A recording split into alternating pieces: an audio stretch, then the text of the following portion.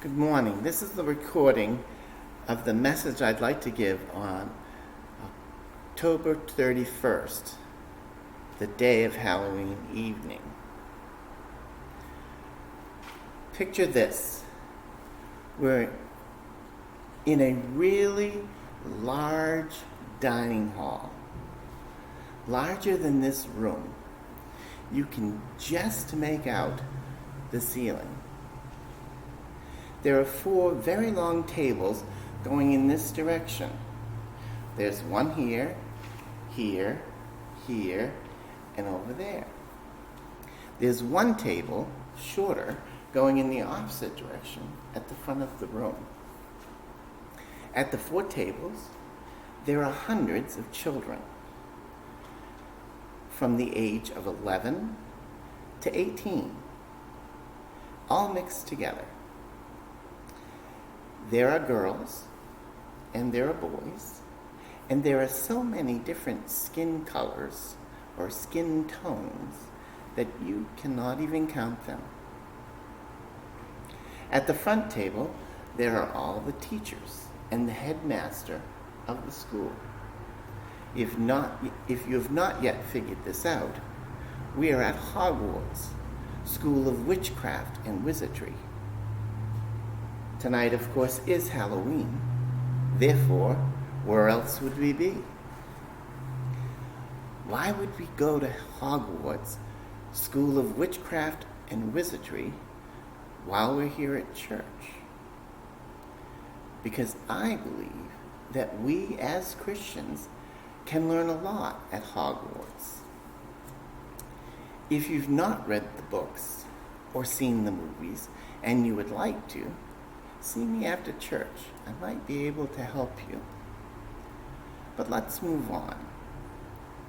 The overall theme of this series is good versus evil.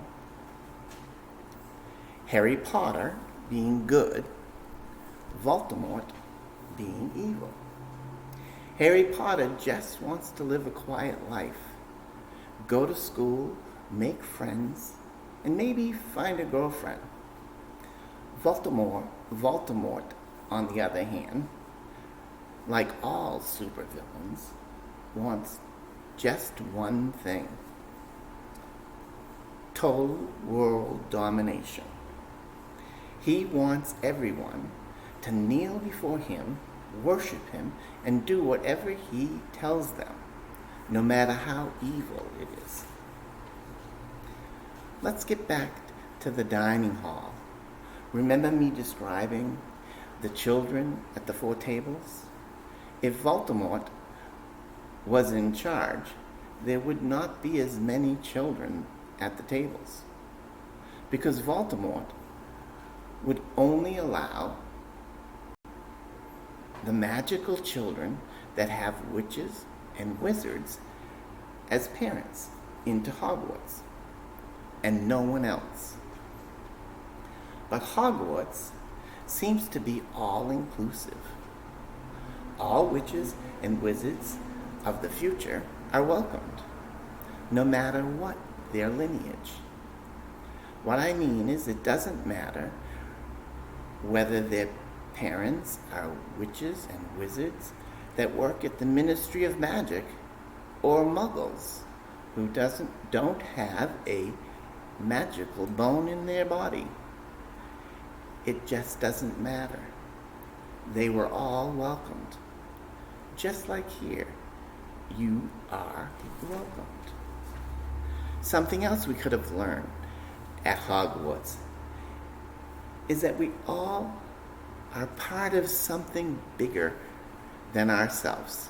At Hogwarts, they play a sport called Quidditch.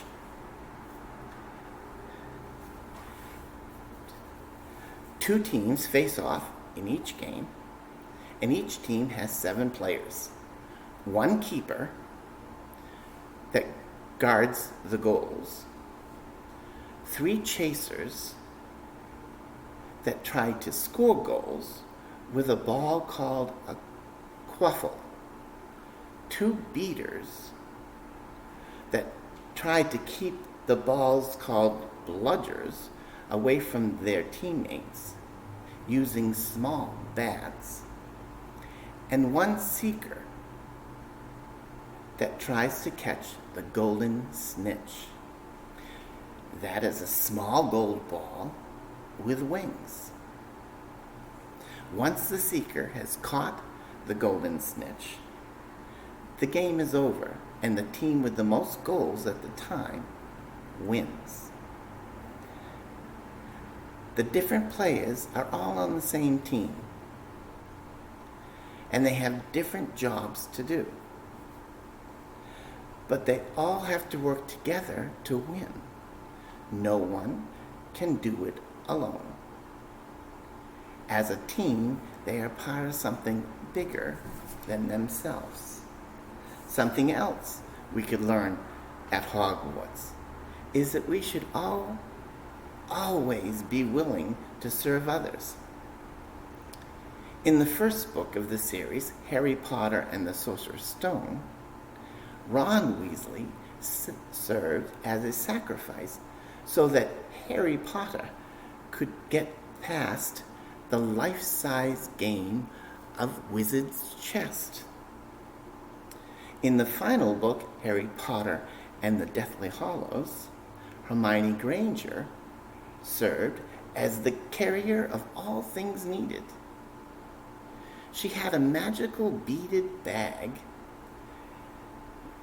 that she kept and carried everything they needed, like books, a very big multi-room tent, and clean clothes, and the list goes on and on. In the fourth book, Harry Potter and the Goblet of Fire, Harry Potter gave up the points of completing the underwater challenge in the Tri-Wizard tournament by saving his friend and a second competitor's friend from the underwater traps. And if you look through the series, you will find many, many more acts of kindness, as well as many other times when the young wizards and witches help by serving their fellow students in many different ways. And something else again that we could learn at Hogwarts is that love always wins. Harry Potter's mother loved him so much that it protected him as a baby. He became the boy who lived. Spoiler alert, throughout the series, Harry Potter wins every battle with the love. Harry Potter wins every battle, large or small, through the love of his parents, teachers, and friends. Voldemort, on the other hand, has no love. He loves no one. Therefore, he's already lost. For without love, all is in vain. So there are many things that we as Christians could learn at Hogwarts, School of Witchcraft and Wizardry. And as far as magic goes, back in the day when Jesus walked the earth, some people probably said that all of the miracles that Jesus did were just tricks or magic. I believe it's all in the interpretation. So let's put a little magic in our lives today. All it takes is believing. Amen and amen.